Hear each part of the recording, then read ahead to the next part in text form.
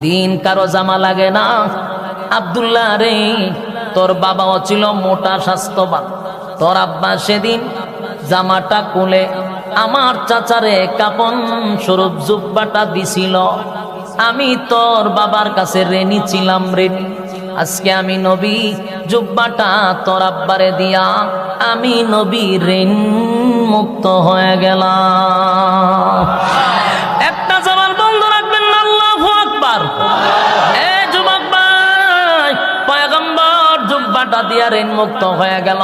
অন্যদিকে 1000 মুনাফিক দৃশ্যগুলা দেখতে ছিল আর তাদের মধ্যে বলা বলি করতে লাগলো, দেখছনি আমরা যার বিরোধিতা করলাম, জীবনটা বর মুহাম্মদের বিরোধিতা করলাম, যার নেতৃত্বে করলাম, যেই নেতার নেতৃত্বে আমরা তার বিরোধিতা করলাম গো, যে আমাদেরকে নিয়ে একই সাথে পরামর্শ করত ইসলামের কিভাবে 12টা বাজানো যায়, মুহাম্মদের কেমনে ক্ষতি করা যায়, কিভাবে ইসলামের মধ্যে ফাটল সৃষ্টি করা যায়, কিভাবে বিতর্কিত করা যায়, কিভাবে এটার মধ্যে চক্র ঢোকানো যায়, সব যার পরামর্শে করলাম সে তো সবচেয়ে বড় শত্রু মুহাম্মদের।